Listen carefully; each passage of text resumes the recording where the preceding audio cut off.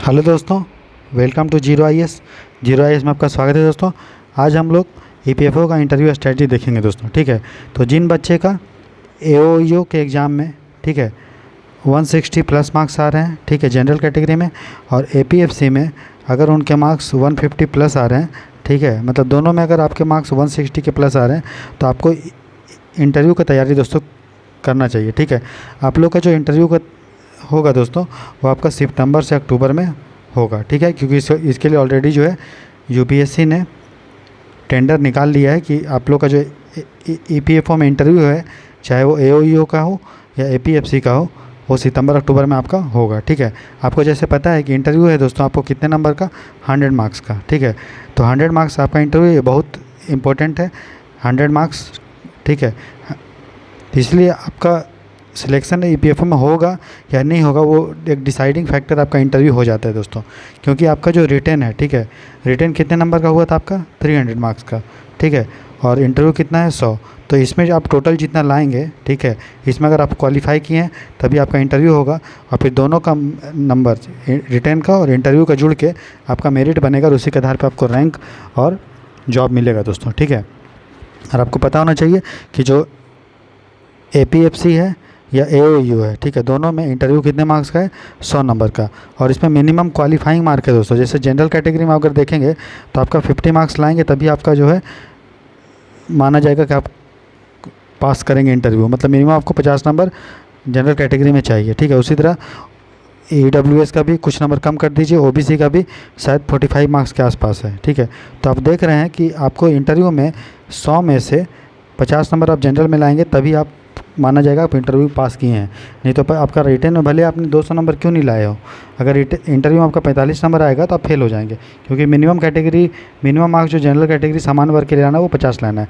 तो इस वीडियो हम लोग देखेंगे कि किस तरह से आप जो है इंटरव्यू का अच्छे से तैयारी कर सकते हैं ताकि आपको 100% फाइनल सिलेक्शन हो जाए दोस्तों। तो इसके लिए मैं आपको अपना डेफ दिखाऊंगा कि मैंने अपने सिलेक्शन के समय जो है क्या डेफ डिटेल एप्लीकेशन फॉर्म भरा था, क्या मेरा हॉबी था, आपको क्या हॉबी रखना चाहिए, किस तरह से आपको इंटरव्यू का तैयारी करना चाहिए, आपको मार्क्स कितना देना चाहिए और कब देना चाहिए, साथ ही साथ मिरर प्रैक्टिस, जो आईना को देख के हम लोग प्रैक्टिस करते हो, किस तरह से करना चाहिए, तभी आपको 100% जो है सिलेक्शन मिलेगा दोस्तों। ठीक है, आप देख रहे हैं जीरो आई चैनल, ये लेक्चर हिंदी इंग्लिश दोनों में है।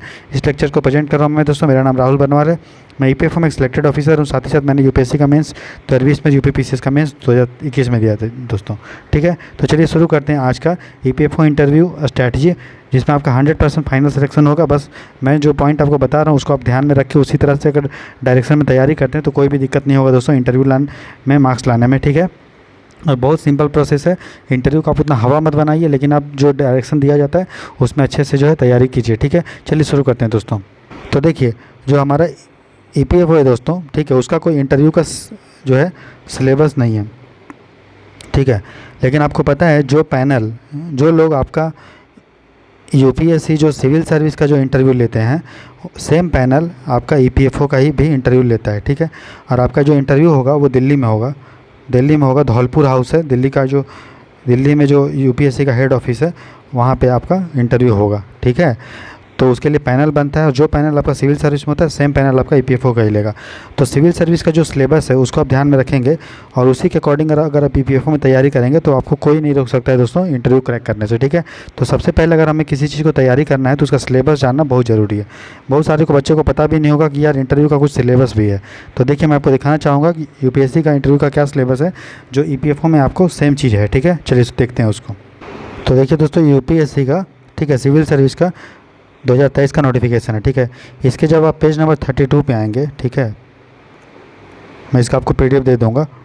जब आप पेज नंबर किस पे आएंगे दोस्तों, 32 पे। ठीक है, तो यहाँ पे आइए, तो पेज नंबर जब 30 पे आएंगे तो आपको लिखा हुआ है इंटरव्यू पर्सनैलिटी टेस्ट। तो इसमें देखिए क्या लिखा है, सिलेबस पढ़िए। The candidate will be interview by a board, तो एक बोर्ड के द्वारा इंटरव्यू होगा। Who will have before them a record of the candidate career, तो कैंडिडेट का जो डिटेल एप्लीकेशन फॉर्म होता है कि आपने स्कूलिंग कहाँ से किया है, जॉब किए हैं या नहीं किए हैं, क्या आपका हॉबी है, कहाँ से आप हैं, तो सारा जानकारी जो है बोर्ड के पास आपका होगा, क्योंकि आप फॉर्म भर के उसको देंगे। ठीक है, जब रिजल्ट आ जाएगा ईपीएफओ का तो फिर जो बच्चे का रिजल्ट हो गया है उनको डेफ भरवाया जाएगा, डेफ जिसको बोलते हैं डिटेल्ड एप्लीकेशन फॉर्म, इसमें पूरा आप लिखेंगे, मैं दिखाऊंगा आपको अपना एप्लीकेशन फॉर्म कि मैंने क्या भरा था। बोल रहा था candidate will be asked questions on matter of general interest, तो जो सामान्य इंटरेस्ट का बात है उस पर क्वेश्चन पूछा जाएगा कैंडिडेट से, ठीक है।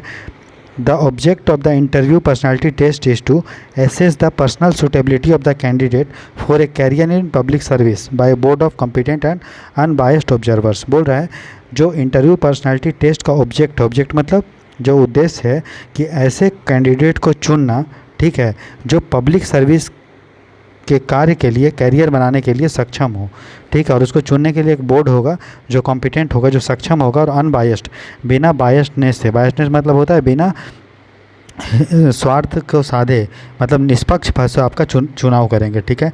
The interview personality test is intended, तो क्या वो चाहता है पर्सनैलिटी टेस्ट में आपको क्या वो देखता है, बोल रहा है इंटेंडेड टू जज the mental calibre of a candidate, तो जो मानसिक क्षमता होता है, ठीक है, वो कैंडिडेट का जज किया जाता है। तो पहला देखिए पैनल में आप में क्या देखेंगे, आपकी मानसिक क्षमता, ठीक है।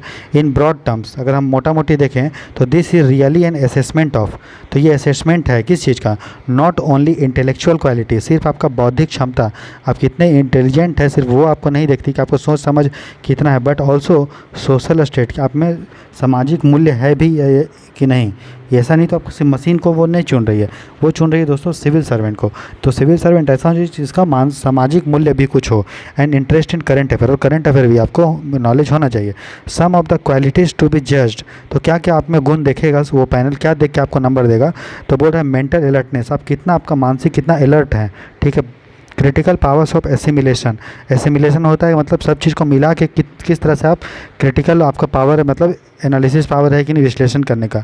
क्लियर एंड लॉजिकल एक्सपोजिशन, जो भी आप बोलिए वो स्पष्ट बोलिए और एकदम तर्कयुक्त बोलिए, हवा में बात मत कीजिए। जैसे वो पूछ दे कि यार मुस्लिम लोग जो होते हैं वो टेररिस्ट होते हैं, अगर वो पैनल पूछ दे तो आप बोले हाँ हाँ होते हैं, बहुत सारे मुस्लिम को देखा गया, नहीं, क्या ये लॉजिक है, नहीं, एकदम लॉजिक नहीं है। टेररिस्ट बनना या न बनना उसके परिवारिश पे दोस्तों डिपेंड करता है और बहुत सारा चीज़ पे डिपेंड करता है, ठीक है। तो हम किसी को नहीं बोल सकते, इसलिए आपका लॉजिक के आधार पे बोलिए, ठीक है।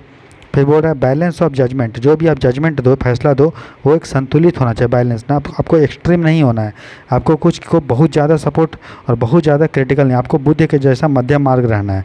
तो ऐसा नहीं है कि गलत चीज़ के प्रति आप गलत, जैसे कोई बोले कि डॉरी दहेज प्रथा, तो डॉरी के लिए एकदम नेगेटिव आप करना चाहिए, नहीं भैया गलत बात है।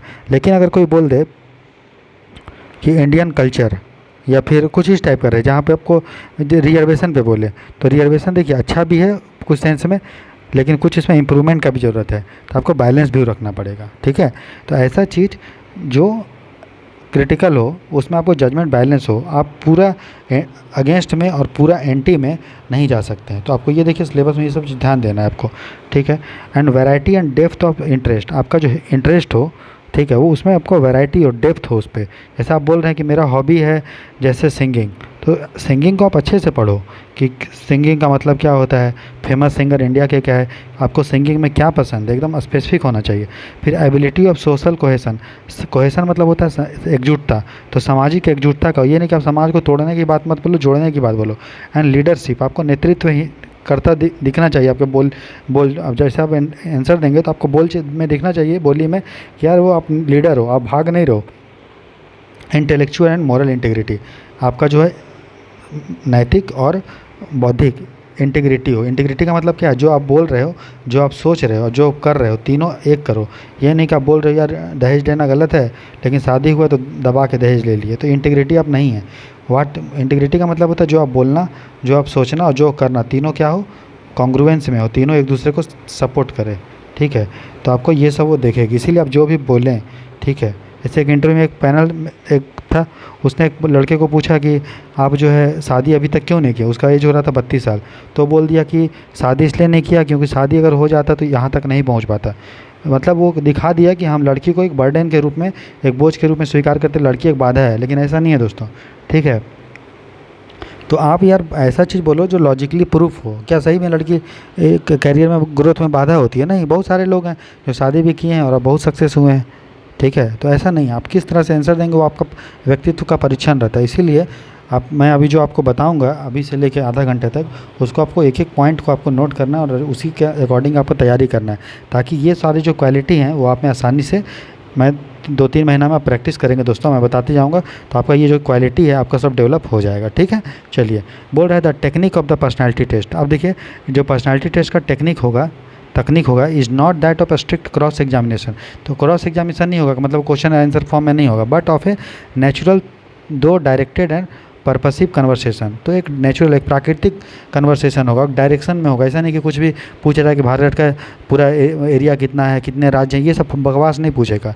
क्वेश्चन आंसर फॉर्म नहीं, बस एक कन्वर्सेशन आपका हो रहा है, बातचीत हो रहा है इस तरह से कि वो आप जो यूपीएससी पैनल वो जानना चाह रहा है कि आप में कौन कौन सा बौद्धिक क्षमता है, मेंटल क्वालिटी आपका क्या है, आप किस तरह से सोचते हैं, किस तरह से आप जवाब देते हैं, आप क्या सोच के जवाब दे रहे हैं, आपका तर्क क्या है, क्या आप तर्क का लॉजिक अप्लाई कर रहे हैं, समाज को एकजुट में बात करने की बात बोलते हैं या नहीं बोलते, आप में इंटीग्रिटी है या नहीं, आपका जो जजमेंट है जो आप बोल रहे हैं वो बैलेंस्ड है कि नहीं है, ये सब देखती है।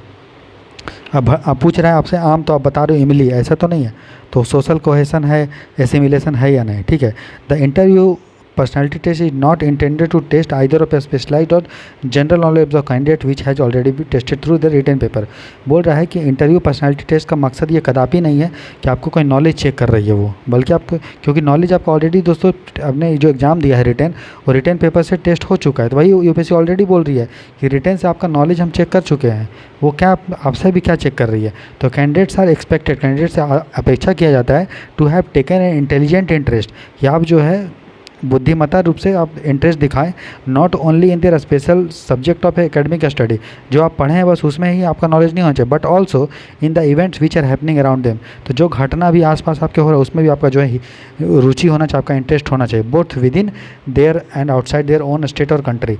तो ये नहीं कि सिर्फ आप झारखंड के, तो झारखंड के बारे में, बिहार में क्या हो रहा है, महाराष्ट्र में क्या हो रहा है, वो भी हिमाचल प्रदेश में बाढ़ आया, क्यों बाढ़ आया, ठीक है, मानो किस तरह से वो रिस्पॉन्सिबल है, ग्लोबल वार्मिंग का अगर कोई इशू है, रसिया यूक्रेन, तो हर टॉपिक पे आपको जो है बेसिक नॉलेज होना चाहिए जो चल रहा है, as well as in modern current of thought and in new discovery, जो नए नए डिस्कवरी हो रहे हैं उससे, which would rouse the curiosity of well educated youth, जो एक अच्छे से शिक्षित युवा के मन में जो क्यूरियोसिटी होना चाहिए वो। तो आप देख रहे हो कि यूपीएससी आपसे इंटरव्यू में ये सब क्वालिटी आप में डिमांड कर रहा है, ठीक है, समझ रहे हो ना। तो अब मैं उसको थोड़ा सा आपको कंसाइज कर दे रहा हूँ कि यूपीएससी जो है क्या आपसे इंटरव्यू में डिमांड करता है। इसीलिए सिलेबस अगर पढ़ेंगे तो आपका डायरेक्शन एकदम फिक्स रहेगा। तो पहला बात, सबसे पहले जो भी बोर्ड होगा वो एक कॉम्पिटेंट, सक्षम होगा आपका इंटरव्यू लेने के लिए, और बिना जो है बायसनेस के, बिना मतलब क्या उसको बोलते हैं, बिना भेदभाव के आपको चुनेगा, ठीक है। प्लस वो आपका मानसिक क्षमता को देख रहा है, ठीक है। उसके बाद आपका सामाजिक क्षमता को देख रहा है, समाज को एकजुट कर रहा है कि नहीं, करंट अफेयर के बारे में आपका नॉलेज चेक कर रहा है वो, ठीक है। मानसिक रूप से आप अलर्ट है कि नहीं, सतर्क हैं या नहीं, ठीक है। आप बातों को पूरा एकदम संक्षिप्त रूप में अच्छे से बोल पा रहे हैं कि नहीं, आप जो बोल रहे हैं वो क्लियर और लॉजिकल होना चाहिए। तो ये सब जो पॉइंट है आप एक दीवार में लिख के इसको चिपका लीजिए, और जब भी आप कुछ क्वेश्चन का आंसर दीजिए तो आपको ये सब आंसर में दिखना चाहिए, बकवास आपको नहीं करना है, ठीक है। वहाँ पे आपका जजमेंट हो एकदम बैलेंस होना चाहिए, ठीक है। फिर आपका जो भी इंटरेस्ट हो उसमें आपका डेप्थ होना चाहिए, मतलब हॉबी को आप बढ़िया से प्रिपेयर कीजिए पूरा एकदम 360 डिग्री, मैं बताऊँगा उसके बारे में। फिर आपको सामाजिक एकजुटता का होना चाहिए गुण, नेतृत्व होना चाहिए, और आपका अखंडता रहना चाहिए, ठीक है। मतलब आप में ऑनेस्टी, ईमानदारी आपको झलकना चाहिए, बातचीत में, बोलने में भी, करने में भी, सोचने में भी, ठीक है। इंटरव्यू का मकसद आपको स्पेशल नॉलेज चेक करना नहीं है, ठीक है।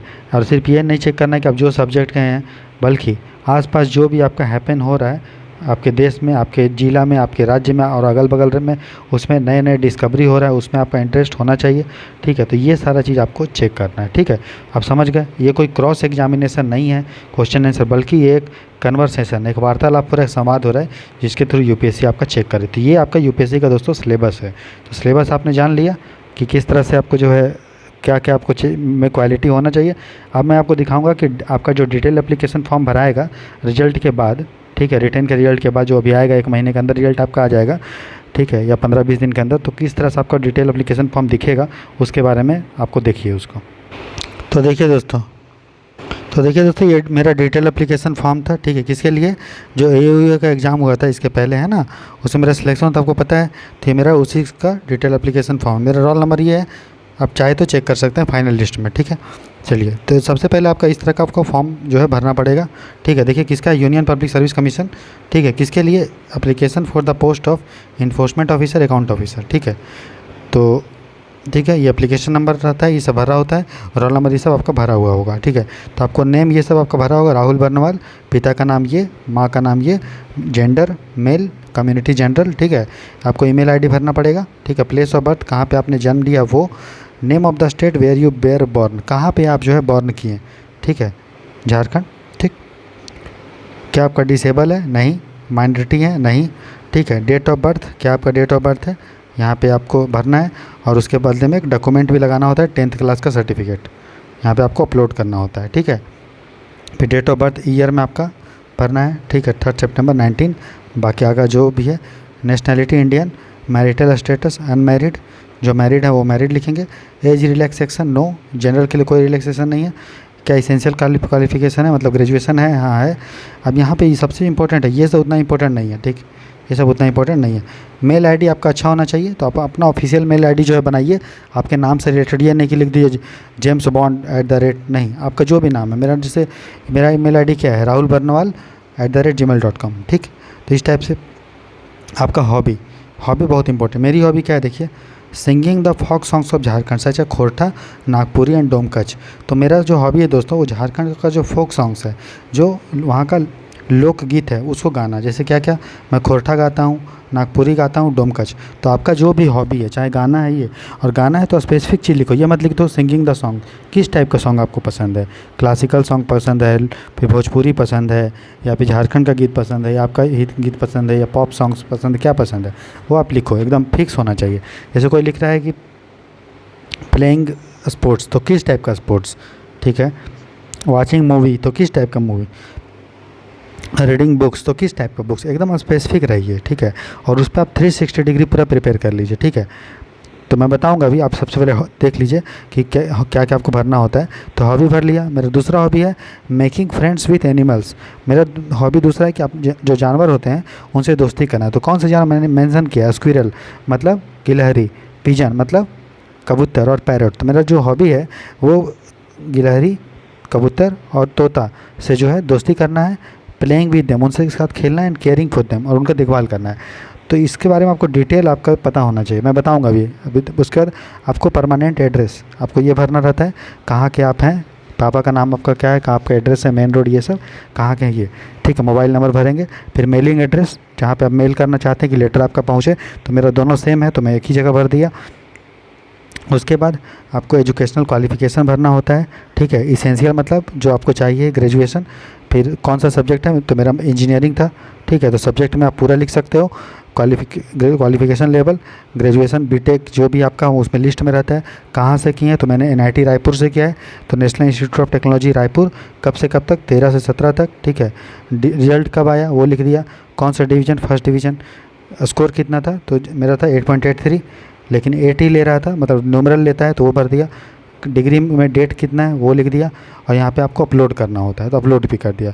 उसके बाद आपको एक डिक्लेरेशन देना पड़ता है कि जो भी हमने इन्फॉर्मेशन बताया वो सही है और सब चीज़ें। उसके बाद नीचे आप यहाँ पे साइन करते हैं। ठीक है। यहाँ पे डेट वेट होता है, और उसके बाद आप यहाँ पे आपका ख़त्म हो जाता है। तो ये आपका डिटेल एप्लीकेशन फॉर्म होता है। अब देखिए डिटेल एप्लीकेशन फॉर्म में आपको तैयारी किस तरह से करना है, ये तो भर दिए।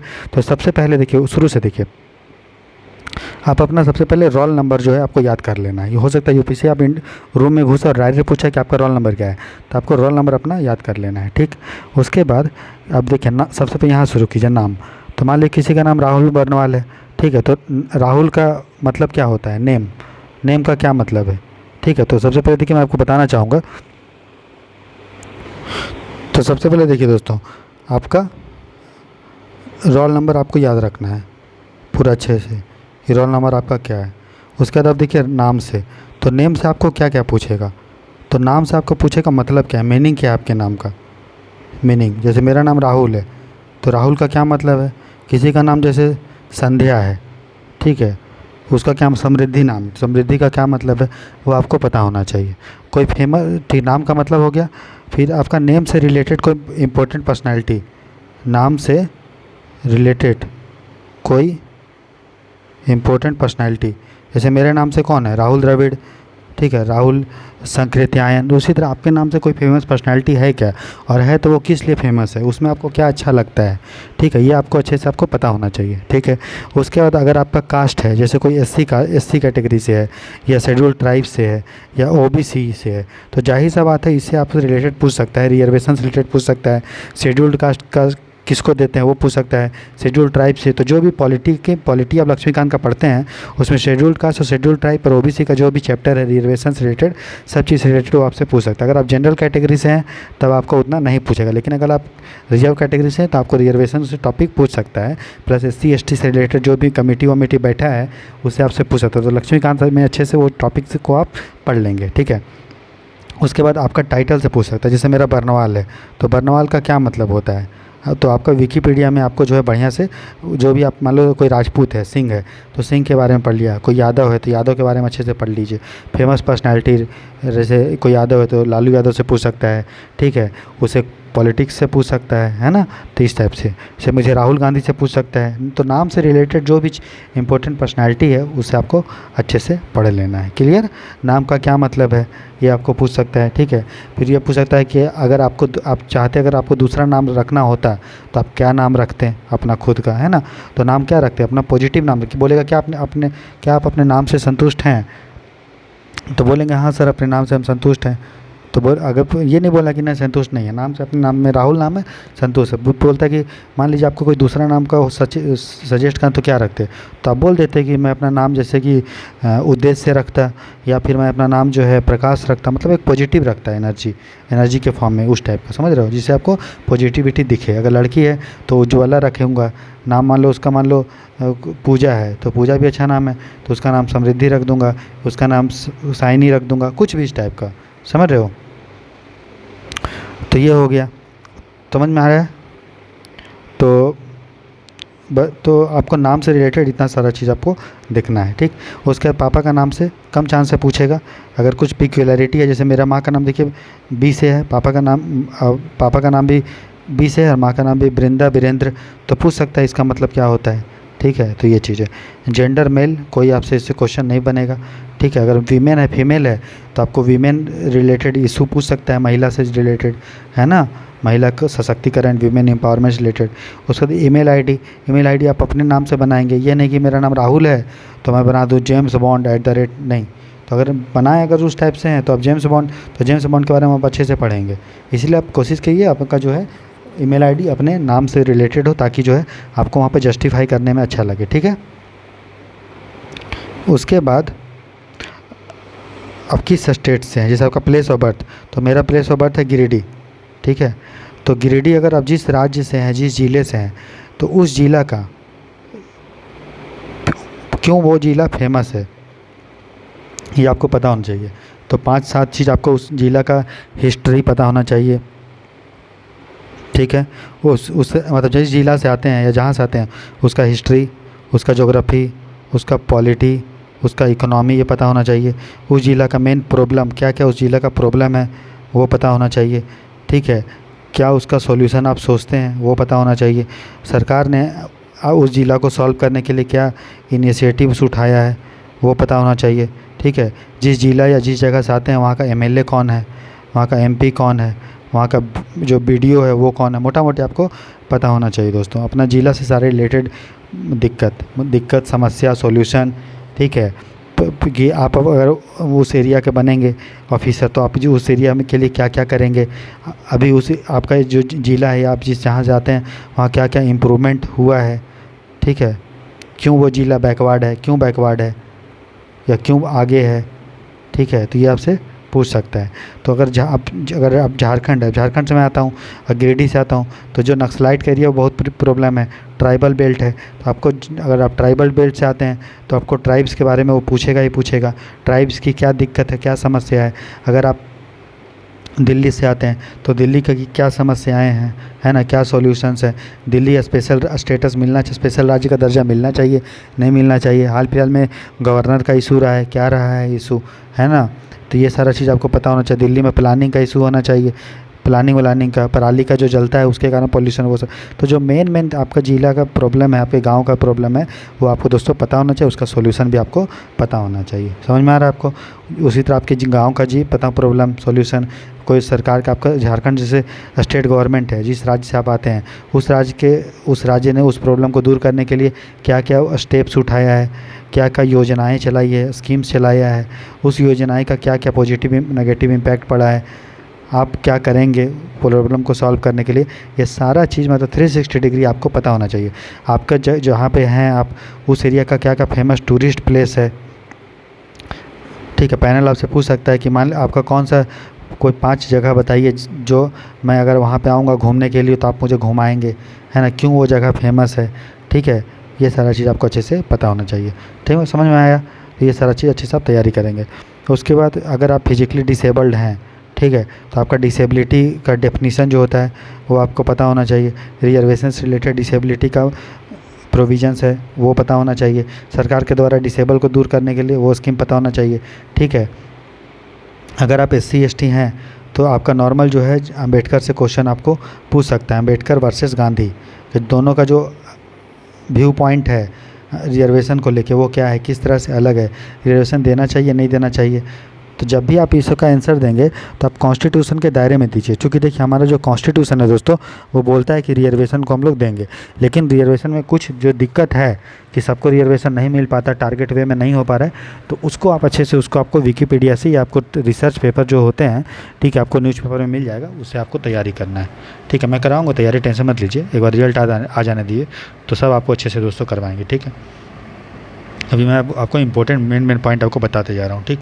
अच्छा, उसके बाद देखिए आपका अगर माइनॉरिटी हैं, ठीक है, तो आपको माइनॉरिटी से दोस्तों क्वेश्चन पूछ सकता है कि माइनॉरिटी का इंडिया में क्या डेफिनीशन है, आपको फंडामेंटल राइट्स कौन कौन सा माइनॉरिटी के लिए अप्लीकेबल है।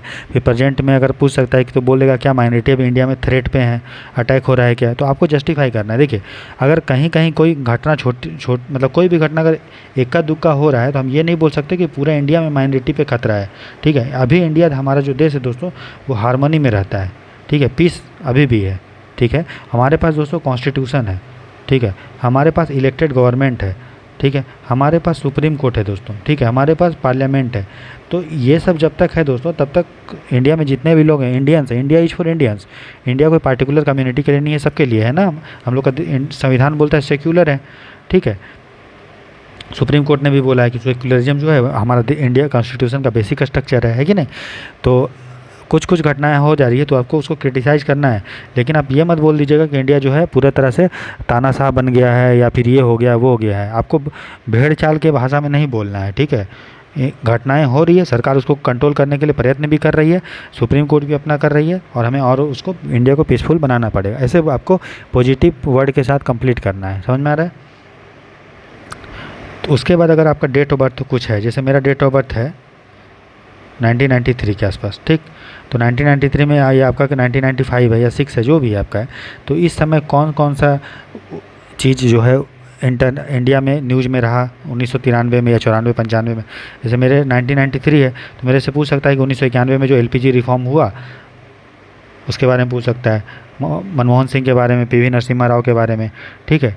राजीव गांधी का इसी के आसपास मर्डर भी हुआ था, उससे रिलेटेड पूछ सकता है, ठीक है। तो आपका जब भी डेट ऑफ बर्थ है तो इर्द गिर्द देख लीजिएगा उस समय कौन सा न्यूज़ में था, ठीक। अच्छा, डेट ऑफ बर्थ मान लीजिए मेरा 3 सितंबर है, 3 सितंबर, तो 3 सितंबर को कोई दिन होता है क्या, स्पेशल डे होता है क्या, दिवस होता है क्या, और अगर कोई दिवस होता है, डे होता है, तो वो किस लिए होता है, ठीक है। तो इर्द गिर्द आपको जो है मोटा मोटी आपको पता होना चाहिए, समझ में आ गया। फिर इंडियन नेशनलिटी इंडियन है तो इससे आपको कोई क्वेश्चन नहीं पूछेगा, पूछ सकता है सिटीजनशिप के बारे में, नागरिकता के बारे में आपसे पूछ सकता है, ठीक है। मैरिटल स्टेटस, अनमैरिड है, तो अगर देखिए मेरा उम्र है 1993, ठीक है। इंटरव्यू हम लोगों ने दिया दोस्तों नेक्स्ट प्रीवियस ईयर इंटरव्यू दिए, ठीक है। तो 2000 जैसे कि 22 में हम लोग का इंटरव्यू हुआ तो 29 साल हो चुका था, ठीक है।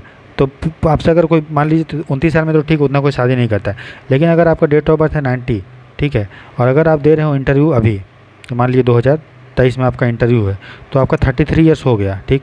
तो अगर तो फिर आपसे पूछ सकता है कि आप अगर 33 साल हो गया तो अभी तक आपने शादी क्यों नहीं किया, ठीक।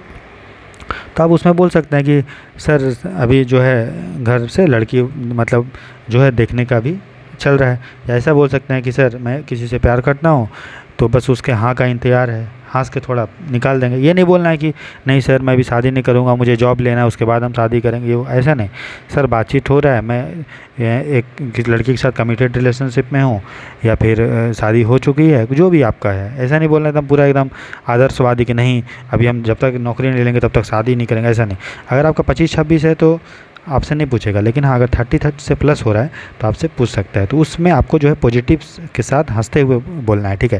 देखिए पूरे इंटरव्यू के दौरान आपके चेहरे पे हमेशा जो है स्माइल रहना चाहिए, याद रखिएगा। ये नहीं कि गंभीर चीज़ पूछ दिया तो ये गरीबी के बारे में पूछ दिया तो हंस रहे हैं, नहीं। पूरा नॉर्मल केस में आपको से स्माइल करना है। जब क्वेश्चन सीरियस हो तब आपको थोड़ा आपको सीरियसनेस दिखना चाहिए, तो स्माइल रहना है, ठीक है। ये नहीं ही करके हंस रहे हैं, अच्छे से नॉर्मल स्माइल, कॉन्फिडेंट रहना है दोस्तों। ये एक दिन में नहीं आएगा, मैं बताऊंगा कि क्या आपको करना है दोस्तों, ठीक है। तो पूरे इंटरव्यू के दौरान आपको स्माइल रखना है चेहरे पे, कॉन्फिडेंट रखना है। क्या पहनना है क्या नहीं पहनना उसके बारे में बाद में चर्चा करेंगे हम, ठीक है। तो स्माइल रहना है, कॉन्फिडेंट रहना है, ठीक है। देखिए आपको याद रखिएगा, आपका जो पैनल होता है कोई भी यूपीएससी का, आपको दो चीज़ आप में देखेगा, याद रखिएगा। एक आप में देखेगा वो ऑनेस्टी, मतलब ईमानदार आप हैं या नहीं, ठीक, ब्लफ तो नहीं करे, झूठ तो नहीं बोला। दूसरा हम्बल। अगर आप में ये दो चीज़, हम्बल मतलब होता है विनम्रता, जो भी आप बोले विनम्र के साथ बोले। देखिए जो भी पैनल आपका इंटरव्यू ले रहा है दोस्तों, सभी लोग जो है 60 प्लस होते हैं, मतलब आपके जो है पिता की उम्र के होंगे, या दादाजी या दादी, पिता माता की उम्र के होंगे, माँ बाप की उम्र के, या दादा या दादी की जी के, या चाचा जी के, ठीक है। तो जिस तरह से आप अपने माँ बाप से बात करते हैं, दादा दादी से, क्या उससे गुस्से में बात करते हैं क्या? हाँ, गाली दे के बात करते हैं? नहीं ना, विनम्र से बात करते हैं, और झूठ तो नहीं बोलते माँ बाप से। तो उसी तरह आपको उनको ट्रीट करना है, ठीक है। घमंड में नहीं रहना है, और आर्गूमेंट फालतू का बकवास नहीं करना उनके साथ। जो भी आप बोलें विनम्र रह के बोलिए। ये दो चीज़ अगर आप में इंटरव्यू के दौरान आपने दिखा दिया तो आपका सिलेक्शन हो जाएगा, कोई नहीं रोक पाएगा, ठीक है। भले आप कुछ क्वेश्चन के जवाब नहीं भी देंगे तो उतना फ़र्क नहीं पड़ता, लेकिन ये जो चीज़ है ना, ये बहुत इंपॉर्टेंट है, हम्बल और ऑनेस्टी, ठीक है। तो ये चीज़ आपको ध्यान देना है, ठीक है। अच्छा, पैनल जो होगा दोस्तों, जैसे पैनल क्या होता है, जनरली 4 लोग होते हैं, ठीक। तो यहाँ पे एक तो आप बैठेंगे, यहाँ पे आपका चेयरमैन होगा, ठीक है। एक इधर लोग होंगे और एक दो इधर होंगे, मतलब पैनल चेयरमैन आपका बीच में, ऐसे करके 4 लोग, हमारे इसमें 4 लोग था, ठीक है। आप यहाँ बैठेंगे, ठीक है। तो हम आपको बताएंगे किस तरह से रूम में एंटर करना है और क्या करना है। अभी देखिए कि डैफ का तैयारी आप कैसे करेंगे।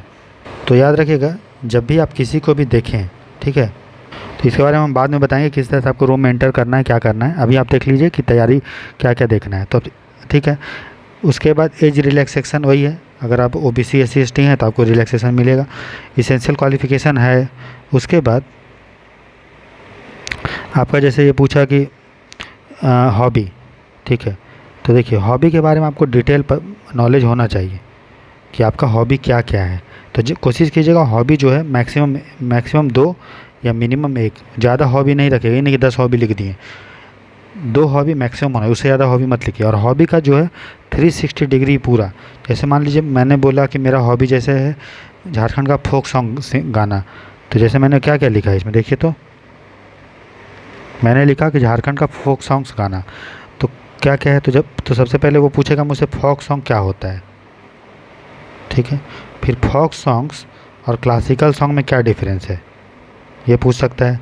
तो फिर पूछेगा क्यों आपको फोक सॉन्ग सिर्फ सुनना पसंद है, कैसे आप फोक सॉन्ग्स गाते हैं, हाउ, कैसे गाते हैं, कब गाते हैं, और ठीक है। तो ये आपसे पूछ सकता है कि अच्छा आपका क्रिकेट हॉबी है, क्यों क्रिकेट हॉबी है, कैसे खेलते हैं क्रिकेट में कुछ टर्म्स रिलेटेड है, जैसे कि थर्ड अंपायर क्या होता है, ठीक है, ऑफ ब्रेक क्या होता है, गुगली क्या होता है, तो जो भी इम्पोर्टेंट टर्म्स, स्टंप क्या होता है, स्टंप की क्या हाइट होती है, पिच का लंबाई क्या होता है, ठीक है, दूसरा गेम क्या होता है ना, आप जानते हो दूसरा गेम होता है, ठीक है। फिर उसका हेलीकॉप्टर शॉट क्या होता है, फ्लिक क्या होता है, ठीक है, लेग ब्रेक क्या होता है, जो भी आपका PW जो वो होता है ना, LBW वो क्या होता है।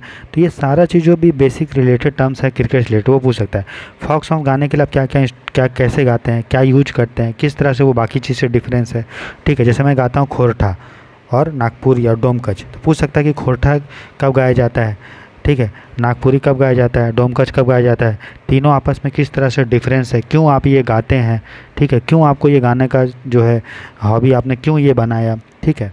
तो ये चीज़ है। उसके बाद दूसरा मेरा हॉबी है दोस्तों, तो पूरा उससे रिलेटेड चीज़ आप पढ़ेंगे। जैसे कि उसके बाद फेमस जो सिंगर्स हैं फोक सॉन्ग्स के, वो कौन है। तो आपका क्रिकेट हॉबी है तो फेमस क्रिकेटर कौन है आपके, क्यों वो फेमस है, कोई ट्रॉफी व्रॉफी जीते हैं क्या, इंडिया से कौन आपका फेमस है, जिस राज्य से आप आते हैं उस राज्य से कौन फेमस सिंगर्स हैं, ठीक है, या सिर्फ फेमस क्रिकेटर्स हैं। तो ये पूरा चीज़ आपको पता होना चाहिए, ठीक है। अभी हाल फिलहाल में जो भी चीज़ आपका हॉबी उसमें क्या क्या डेवलपमेंट हुआ है, जैसे मैंने बोला खोरठा नागपुरी, तो अभी उसका क्या स्टेटस है, ठीक है, उसमें किसी को अवार्ड मिला है क्या, तो क्रिकेट में भी कोई मैच हुआ है क्या फेमस वाला, कौन जीता है, कौन नहीं जीता है, क्यों जीता है, क्यों जो है इंडिया की टीम बाहर जाती है तो हार जाती है। मतलब इंडिया का जो फास्ट, आप देखिए एक तरफ इंडिया है और एक तरफ पाकिस्तान है, तो पाकिस्तान में जो है फास्ट बॉलर बहुत ज़्यादा अच्छे हैं, लेकिन इंडिया में उतने अच्छे नहीं हैं, क्यों अच्छे नहीं हैं ये पूछ सकता है, ठीक है। क्या आपको लगता है कि आईपीएल होने के बाद जो है क्रिकेट का कमर्शियलाइजेशन हुआ है। तो पूरा चीज़ आपको बैठेंगे जब एक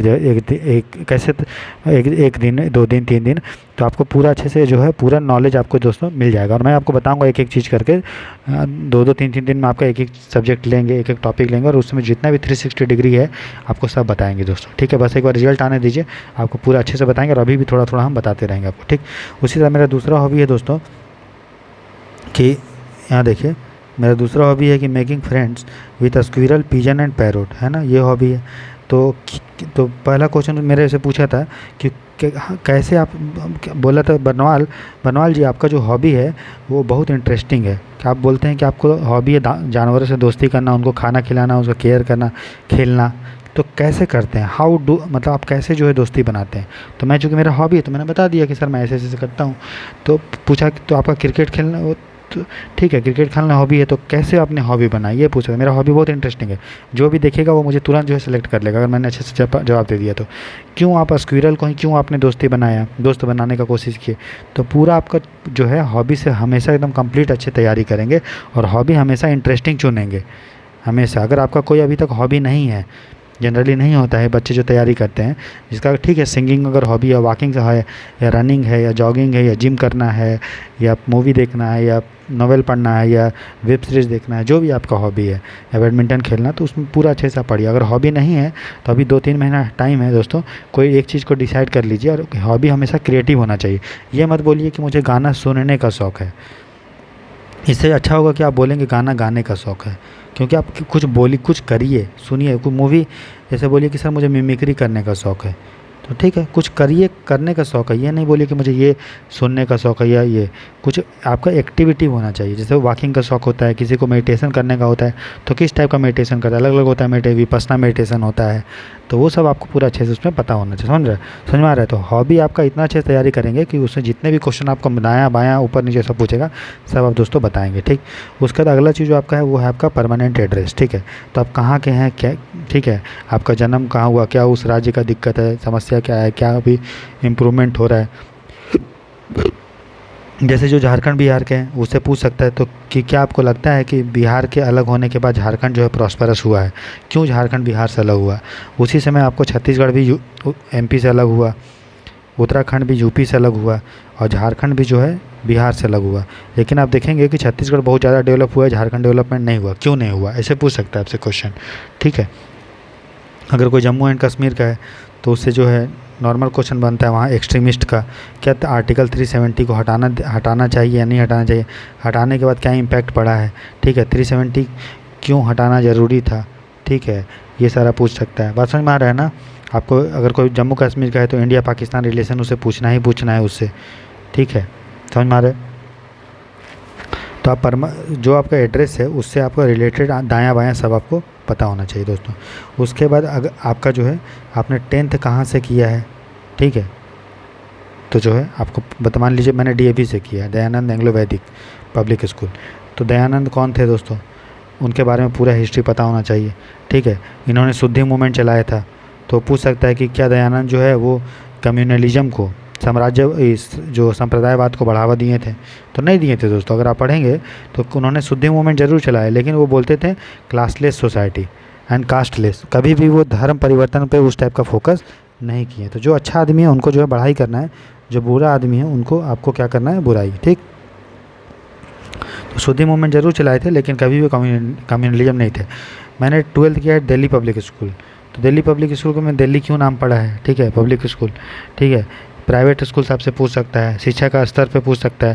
जैसे मान लीजिए किसी ने सरस्वती शिशु विद्या मंदिर पे किया, ठीक है, तो उससे नॉर्मल है कि सरस्वती कौन थी, शिशु का क्या नाम है, मतलब है ना। जैसे मान लीजिए कोई इसने जवाहर नवोदय विद्यालय से किया, तो उसके बारे में आपसे पूछ सकता है डिटेल में। अगर मान लीजिए आपने बीटेक की, मैंने बीटेक किया है एनआईटी रायपुर से, ठीक, तो एनआईटी के बारे में मुझसे पूछेगा एनआईटी और आईआईटी में क्या डिफरेंस है। आईआईटी बहुत फेमस है लेकिन एनआईटी उतना फेमस नहीं है। ये पूछ सकता है कि इंडिया में जो है इंजीनियरिंग के इतने लोग ग्रेजुएट हो रहे हैं लेकिन वो जॉब पाने के मतलब जो है एलिजिबल या लायक नहीं है, क्यों नहीं है ना। ये से पूछ सकता है। बात समझ में आ रहा है ना। अगर आपने फिर आपका स्कूल कॉलेज अच्छे से पूछ सकता है, ठीक है। आपका स्कूल का ये जो है प्रिंसिपल अभी प्रेजेंट में कौन है, आपका जो कॉलेज का डीन कौन है, वाइस चांसलर कौन है, ठीक। आपने कब ग्रेजुएशन किया। अगर मान लीजिए आपने ग्रेजुएशन किया 17 में, ठीक है, या 18 में, और आप एग्ज़ाम दे अभी तक आप बेरोजगार हैं, कुछ किए नहीं है, आप डायरेक्ट आप इंटरव्यू दे रहे हैं 2023 में, तो आपसे पूछ सकता है कि 17 से लेकर 23 तक आप क्या कर रहे थे, ठीक है। अगर कोई जॉब कर रहे थे तो बोलिए, जॉब नहीं कर रहे तो उसको जस्टिफाई कीजिए, मैं कोई जॉब नहीं कर रहा था। तो मैं बोला उसको कि सर मैं जो है यूपीएससी सिविल सर्विस का प्रिपरेशन कर रहा था। तो पूछे कि सिर्फ प्रिपरेशन, तो मैं बोला हाँ सर सिर्फ प्रिपरेशन। तो बोले कि कितने बार मेंस दिए हो। मैंने बोला सर एक बार मेंस दिया हूँ, मेरा 3 अटेम्प्ट हो चुका है। तो बोले कि ठीक है। तो बोले कि क्या हुआ था इसमें परफॉर्मेंस का। मैं बोला सर 2 नंबर से मेरा इंटरव्यू कॉल नहीं हुआ था। तो बोला ओहो वेरी गुड, बहुत बुरा हुआ। फिर उन्होंने बोला कि आपका ऑप्शनल क्या था यूपीएससी में। तो मैंने बोला सर संस्कृत लिटरेचर था। तो बोले वाह वेरी इंटरेस्टिंग। तो फिर बोले संस्कृत क्यों लिए थे, ठीक है। फिर पूछें कि संस्कृत से उनका बेसिक क्वेश्चन शुरू हो गया कि 2 टाइप का संस्कृत होता है, वैदिक संस्कृत, लौकिक, क्या डिफरेंस है। फिर संस्कृत से उन्होंने और भी डिटेल में डेप्थ में पूछते गए, हमें बताते गए। फिर मैंने बीटेक किया है दोस्तों माइनिंग इंजीनियरिंग से, ठीक है, माइनिंग बीटेक किया है माइनिंग से। तो बोले कि माइनिंग क्यों लिए थे, ठीक है, और क्यों नहीं लिए। फिर पूछे कि ऑप्शनल आपने संस्कृत लिया है, माइनिंग क्यों नहीं लिए। मैंने बता दिया कि सर माइनिंग जो है कोई ऑप्शनल जो है नहीं था, जूलॉजी था, लेकिन जूलॉजी जो है हम लोग को पूरा डेप्थ में हम लोग नहीं पढ़े थे, 1-2 सेमेस्टर पढ़े थे। और संस्कृत मैंने इसलिए लिया क्योंकि संस्कृत मेरा इंटरेस्ट था, ठीक है। तो अब जो भी आपका जेन्युइन है वो बोलिए, ठीक है, समझ में आ रहा है। अच्छा, अगर आपका गैप है, मान लीजिए आपने यूपीएससी का अटैम्प्ट भी दिए लेकिन क्रैक नहीं हुआ, तो पूछेगा तो आपको नहीं लगता है कि आपने जो है जवानी के 5-7 साल बर्बाद कर दिए। तो बोलिएगा नहीं सर मैंने जो है अपने जवानी का बर्बाद नहीं किया हूँ। बोलेगा कि आपको नहीं लगता कि सरकार आप पे इतना सारा पैसा की खर्च की इंजीनियरिंग पे, आप इंजीनियरिंग छोड़ के इधर आ रहे हैं, 5-7 साल आपने वेस्ट किया। तो बोलेंगे आप कि नहीं सर मैंने जो है, मुझे ऐसा लगता है कि मैंने वेस्ट नहीं किया, क्योंकि एजुकेशन में मैंने सर इन्वेस्ट किया है, और ठीक है इन्वेस्ट किया है, जो भी सर मैं पढ़ा हूँ, ठीक है, उसको मैं अभी प्रेजेंट में भी उसको यूज करता हूँ। जब से मैंने सिविल सर्विस या ईपीएफओ का जो भी तैयारी किया है, उससे मेरा थिंकिंग जो है वो ब्रॉड हो चुका है सर।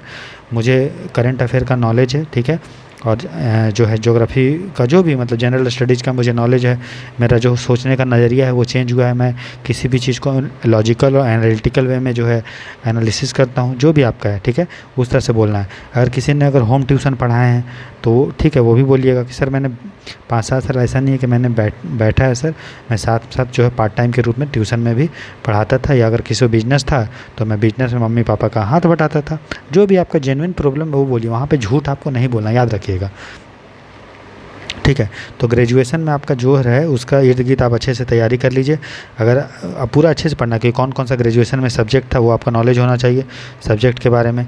हर सब्जेक्ट का मोटा मोटी, ये नहीं बोल रहा हूँ कि 4 साल अपने ग्रेजुएशन या 3 साल किया तो पूरा अच्छे से पढ़िए, नहीं, मोटा मोटी उस सब्जेक्ट से रिलेटेड आपको हल्का पूरा अच्छे से एक बार रिवाइज कर लीजिए, थोड़ा थोड़ा हल्का हल्का, है ना, और आसानी से किया जा सकता है, ठीक है। तो इस तरह से आपका जो डेफ है दोस्तों, ठीक है, तो आपको तैयारी आप करना कैसे है, ठीक है, तो वो आप देख लीजिए। आप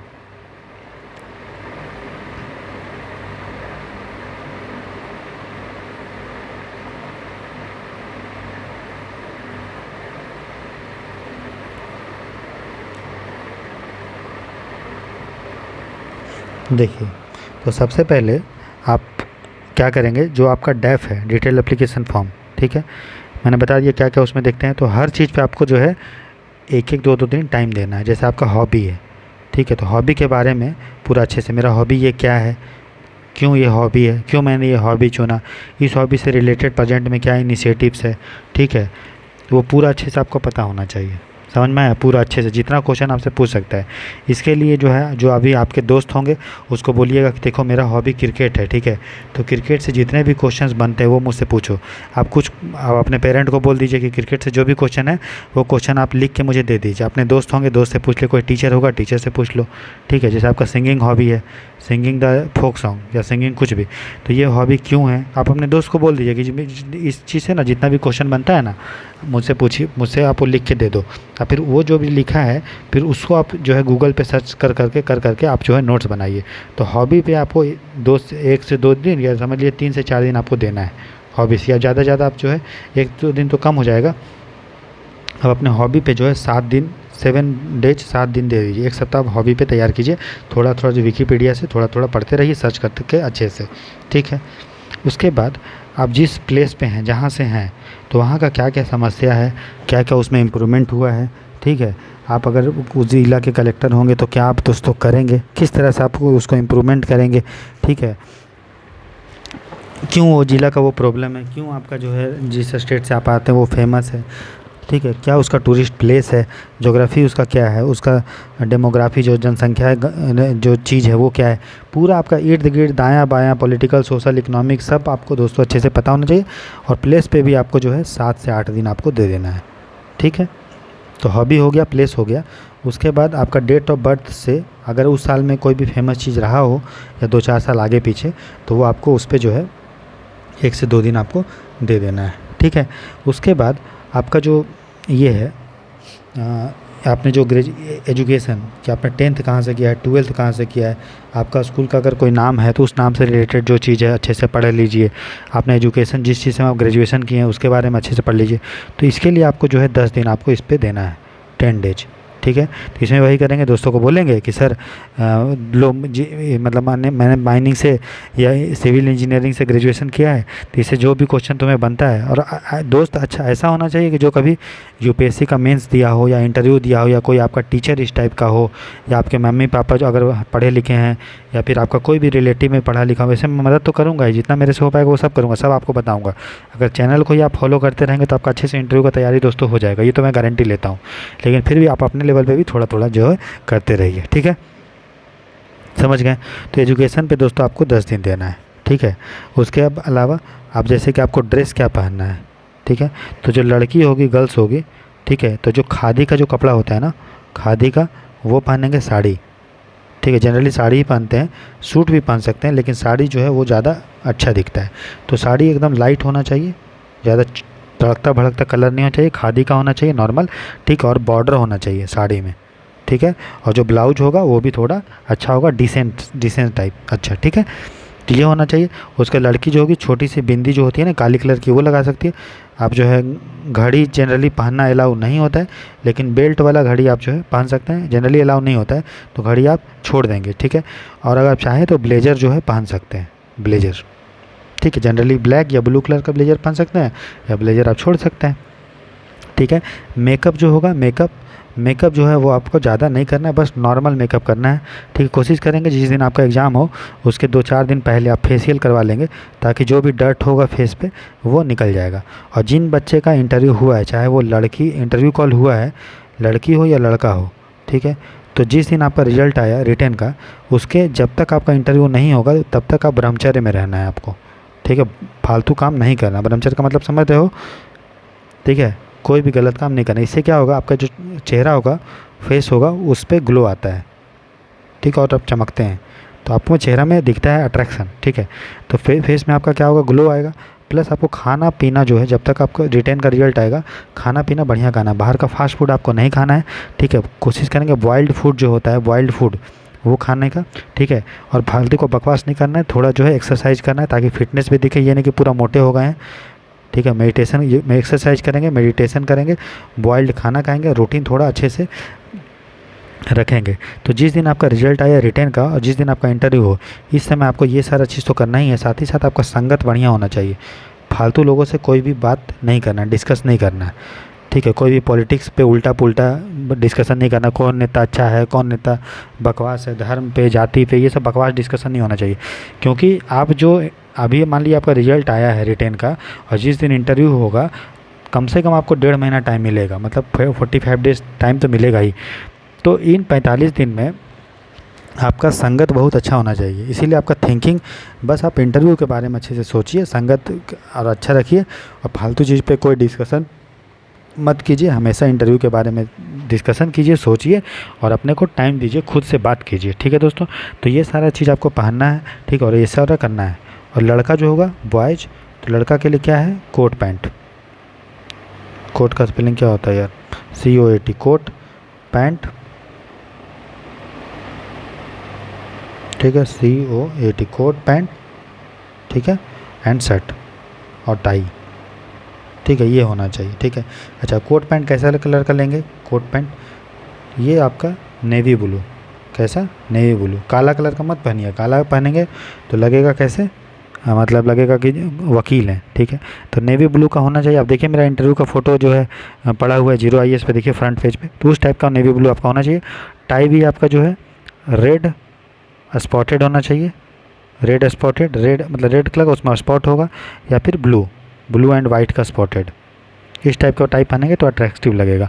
जो शू होगा, जूता, अच्छा लड़की लोग क्या पहनेगी, तो लड़की लोग नॉर्मल जो है चप्पल होगी, चप्पल, ठीक है, वो पहनेगी लड़की लोग, ठीक है। सैंडल जो बोलते हैं सैंडल, मतलब हील वाला नहीं, बिना हील वाला। तो आप शूज पहनेंगे, शूज कैसा होगा, फॉर्मल शूज, और फीता वाला शूज होगा, ठीक है, और बेल्ट, ठीक है, ये, और एक रुमाल रख लेंगे, बस घड़ी वड़ी पहनना अलाउ नहीं होता है, ठीक है। तो ये आपका इंटरव्यू का आपका क्या होगा, क्या बोलते हैं उसको, ड्रेस, ठीक है। तो जब आप इंटरव्यू देने जाएंगे दोस्तों जिस दिन, ठीक है, तो UPSC जब हॉल में जाएंगे, ठीक है, तो वहाँ पे कभी भी किसी से कोई बातचीत नहीं करेंगे हॉल में, ठीक है। मतलब हॉल में घुसने से पहले तक कहीं मतलब बात ही नहीं करना, आपको किसी से कुछ नहीं बात करना है, चुप रहना, शांत। कोई बोलेगा अरे यार तुम न्यूज़पेपर पढ़े हो, नहीं पढ़े हो, कैसे होगा ये वो, कुछ नहीं, आप शांत रहो, ठीक है। UPSC हॉल में जाएंगे तो आपको अंदर वहाँ पे खाने पीने का भी इंतजाम रहता है, कोल्ड ड्रिंक रहेगा, मतलब माजा रहेगा, उसके बाद कुछ बिस्किट रहता है, चाय कॉफ़ी ये सब रहता है। तो नॉर्मल आप चाहें तो आप जो है जो है पानी पीजिएगा, ये नहीं कि पूरा धसड़ के खा नहीं लेना है, नॉर्मल आप पानी पीजिए, ठीक है। और कोई बिस्किट हल्का सा खा सकते हैं, ठीक है।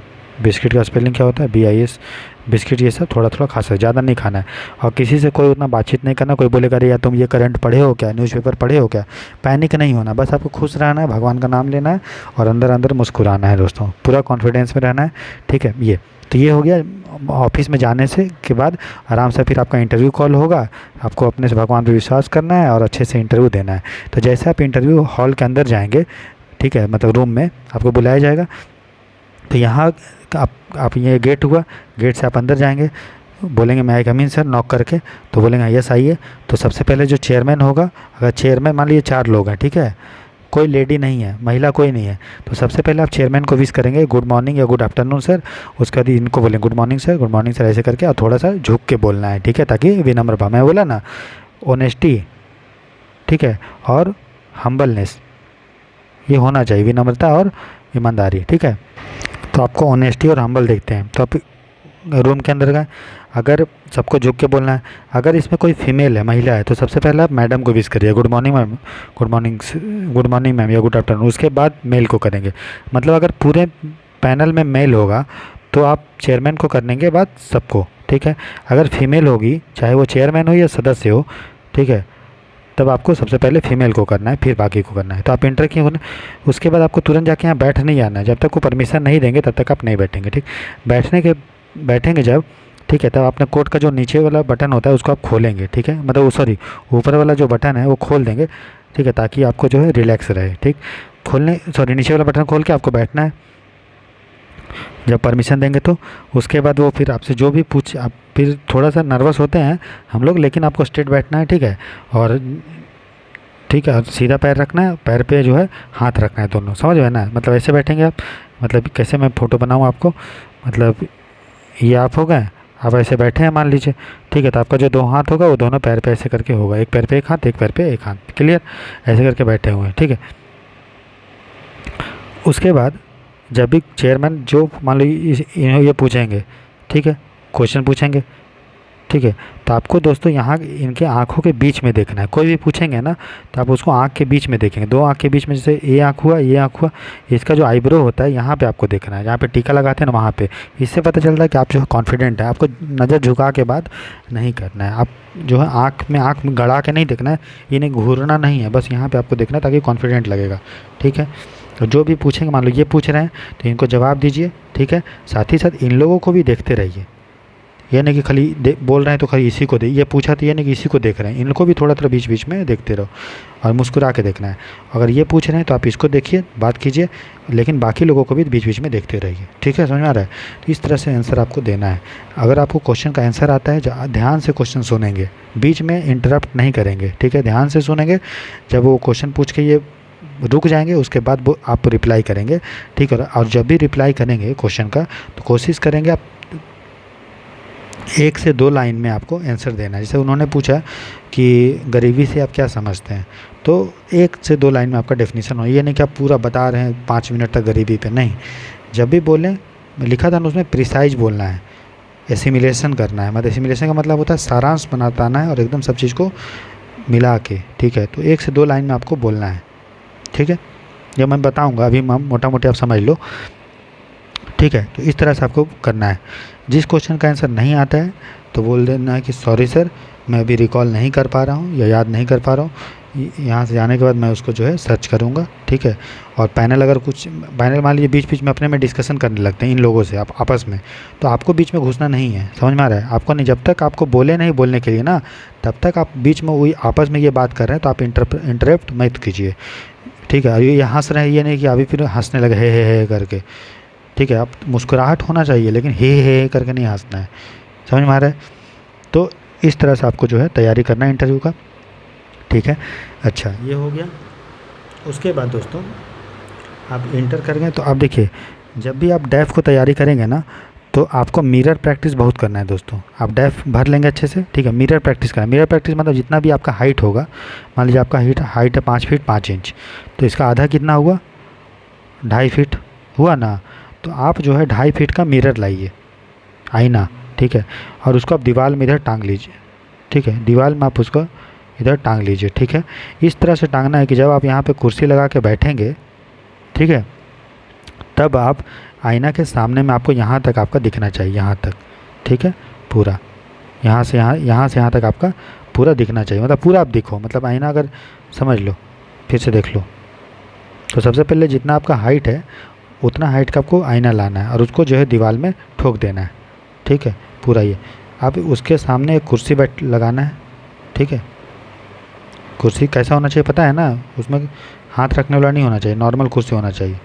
अब यहाँ पे इसको बैठ के आप खुद से क्वेश्चन पूछिए, बोलिए हेलो, कैसे हो राहुल तुम, तो खुद से रिप्लाई, सर मैं अच्छा हूँ।